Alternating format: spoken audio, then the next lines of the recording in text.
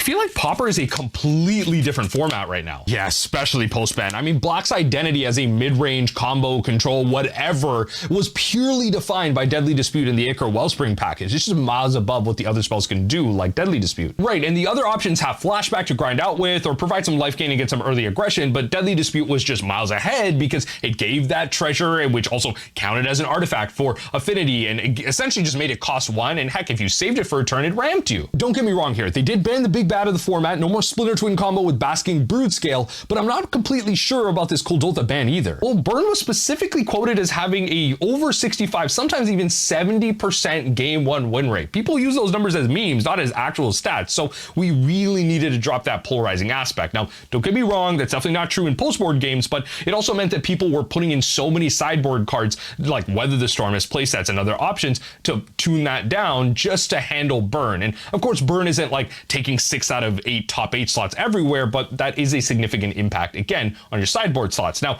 with this ban, we're not going with Goblin Bushwhacker anymore, so I feel like the Thermal Alchemist spell slinging variations are probably going to be the easy replace, which honestly tend to be more explosive. Okay, fair enough. If it comes to those type of game 1 stats, let's get it out of the format. But I also feel like the unbans are kind of interesting. Like Prophetic Prism doesn't feel like it's that busted. It feels pretty safe, and they could have done it for a while, but maybe the Tron players will make me change my mind on that. But the High Tide ban specifically doesn't feel like it enables anything busted. I mean, the enablers like Cloud of Fairies is banned out of the format. Is it even worth it to unban it? Of course it is. Expansive ban lists aren't good for anybody, and they're exhausting for new players. But I'm honestly more interested in the fact that they're taking a look at but didn't ban the tapped artifact lands. I just feel like they should have taken action on them. Yeah, I do miss the days when you could tackle Affinity by just destroying their mana and forcing them to play fixing like Prophetic Prism, which I guess they have access to now. But their lands also just, again, you have to exile them, and they come in tap, but they just give them access to everything they need. It's just a little too easy. I mean, hey, Pauper got a big shift, and we can't really tell where it's going, but it's an exciting time to be playing the format. And heck, maybe by now, the time the skit goes up, someone's already broken High Tide with some type of combo. Yeah, right. Magic players aren't that smart, right?